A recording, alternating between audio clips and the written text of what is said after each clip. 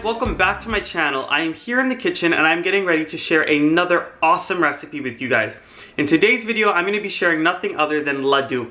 Now ladoo is an Indian sweet and it's almost like a fudge. It's rolled into a ball. I can't really describe what it is. It's just something different. It's really good, really delicious. The recipe that I'm sharing with you guys today was inspired by Navin over at Chini Indian Kitchen. Now my buddy has some amazing sweets on his channel, some amazing recipes, so make sure you check him out. And Navin, thank you for inspiring this recipe. One day I was craving something sweet and he told me to go ahead and try the ladoo recipe. And I had my apprehension about it, but it ended up being so good. My parents loved it, family loved it, it was great. Now ladoo is something that's usually made for Ganesh Puja. Now Ganesh is the Hindu god, he is the remover of obstacles, and this is his sweet. So all of the Hindu gods have their own little sweet meat that they like, and this is his. So if you are making this for a puja, this is a great recipe because you can make a large amount and it's so quick, so simple to make. No hard steps, no hard ingredients. So if you guys want to see how to make this delicious sweet, go ahead and continue watching this video. And while you guys watch, I'm going to go ahead and snack on the rest of this ladoo. So I hope you guys enjoy. Alright everyone, so the process of making the ladoos are very simple. So in a bowl here, I'm starting off with some grind dal or dal powder. This is basically the split peas that have been crushed and made into a powder. If you want to buy this, head on over to buyeasy.com and you can purchase the Bidesi brand split peas powder. That is the one that I always use and that my family always uses. Now into the split peas powder, I'm adding in some orange food coloring, and orange is my color of choice. That is the traditional color of the ladoo. It's either that or yellow, or you can decide not to color it. I'm also going in with some ground cardamom and I am mixing that up really well. Now once you've added in the cardamom as well as the orange food coloring or your food coloring of choice, then you're going to go ahead and start adding in some water. As you guys can see, I'm adding in the water little by little because I do not want to have any big lumps in this mixture. This will just help it fry better in the end, so that's why you want to be careful as you're adding the water in. Now this recipe, unlike many other recipes, is a recipe that I can give you the measurement for the water because usually it'll come out the same. You might have to make a few minor adjustments if the batter is looking too thick or too thin, but it should be fine with the amount that I tell you in the description box down below. So I've kept adding in the water into my split peas mixture with the spices and the food coloring, and I keep mixing it so this way everything is well distributed and all of the water is properly incorporated. Now what you are looking for is a batter that is much thinner than a pancake consistency. You want something almost as if you're making crepes, a little viscosity to it, meaning it's a little thick, but you also want it pretty runny. Another great tip here to know that your batter is the right consistency is that when you lift up your whisk, you do not want that batter sticking to the whisk too much. But remember, as I said before, you do not want it too thin and you don't want it too thick, or else it's going to affect the way that the batter fries in the hot oil.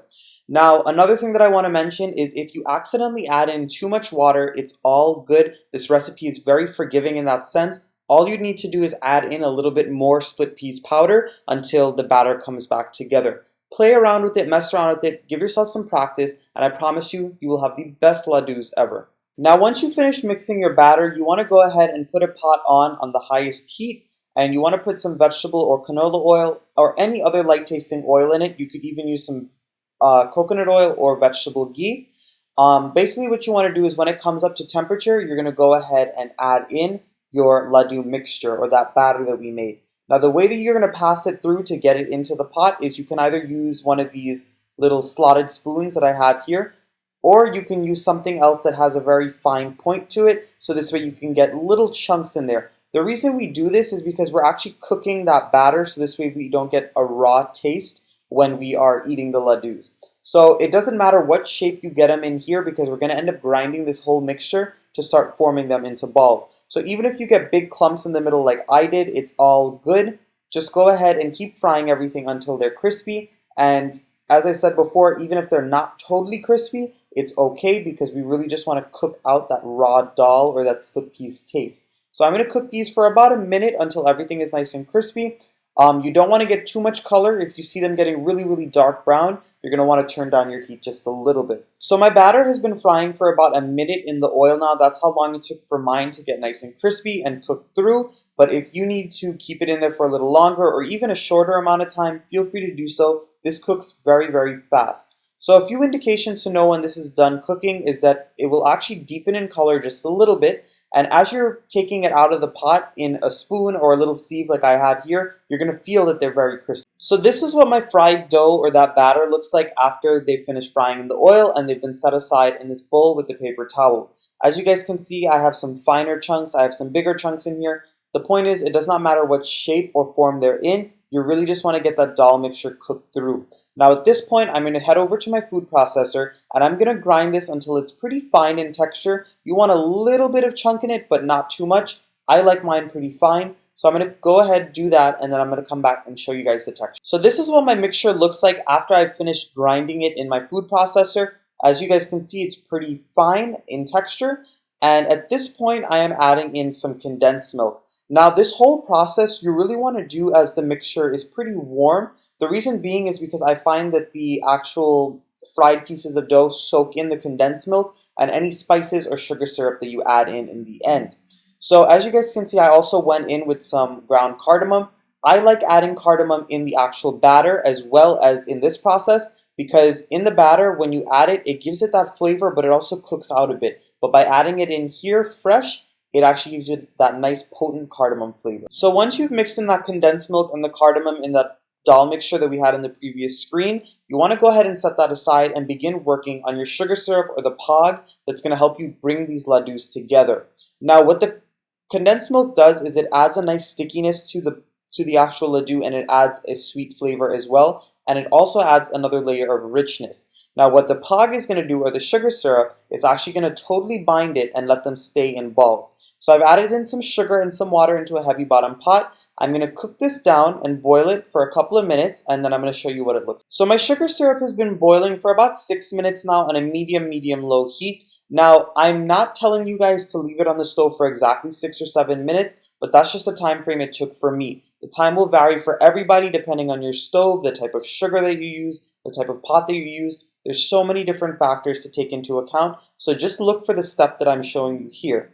To know that it's done, when you go ahead and take a little bit out with the spoon and you put it between your fingers, you're going to notice that it is very sticky. It's almost to the point where it's about to form a thread, but it hasn't formed the thread yet. The reason why you don't want to form the thread is because if you do, your laddu is going to be too hard. You want to get it to the sticky stage, so this way it'll just hold the ball together and you'll have a really nice finished laddu.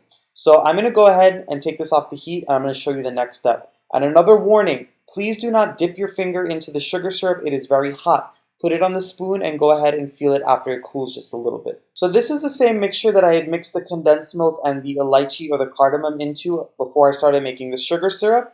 And once the sugar syrup is done, you're going to go ahead and start adding it in little bits into this mixture until it comes together and you can hold it into a ball. Now, here's a rule of thumb. Anytime you're making something with the sugar syrup, you never add in all of the pag or that sugar syrup into the dish.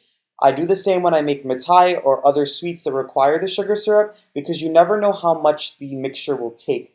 So I'm adding in just a little bit at a time. I'm going to keep mixing it up, and when I see that it looks pretty clumpy and I can probably form it into balls, then I'm going to go ahead and test that out. And when you can form it into a ball, you stop adding the sugar syrup. Do not add all at once. So I finished mixing in my sugar syrup or my pag, and I just wanted to show you guys what the laddu looks like when it is ready and how you know you've added enough syrup. Once you squeeze it in between your hands and it holds, then you know you're done. So I'm going to go ahead and let this mixture sit for about 2 to 3 minutes. So this way all of those flavors as well as that sugar syrup can soak into the fried mixture that we had made with the dal powder. And you really want to do this so this way your laddus are not too wet when you go to form them. So I'm going to let this stand for about 2 to 3 minutes, and then I'm going to move on to rolling them off. Alright guys, so I've let my laddu mixture sit for about 2 to 3 minutes now, and when you stir it up, you're going to notice that it's a little clumpier and it's a little drier. That's exactly what you want, because if you were to have rolled it off right away, it would be just a little too wet to make those laddus. So as of right now, I'm just going to take a little portion in my hands, and you can make these laddus as big or as small as you want.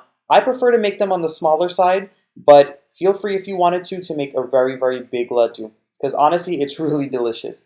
So what I'm doing is I'm basically taking about a tablespoon to a tablespoon and a half worth of my mixture, and I'm putting it into my hand and making it into a ball. As you guys can see, as I keep on squeezing, more and more oil comes out of it. Now, what you really want to do during this step is to make sure to squeeze really well. because you don't want to eat all of that oil. All of that oil was just from when we fried it and it was soaked up by that dal mixture. So as you squeeze, all of that oil is gone. So this way, you can go ahead and not feel too bad about eating too many of these. So I'm going to continue making all of the balls of the laddu and forming them, and then I'm going to come back and show you guys what they look like. Alright guys, so here is the finished laddu. As you guys can see, this recipe made a very good amount of them for the amount of dal that I used. As usual, all of my ingredients and their proper measurements are going to be down in the description box below, so make sure you look at that when you're getting ready to make this recipe. Now, even if you're not making this recipe for a prayers or a puja, feel free to go ahead and give it a try at home. It's a very versatile sweet and something that you can tailor to your own tastes and your own preferences.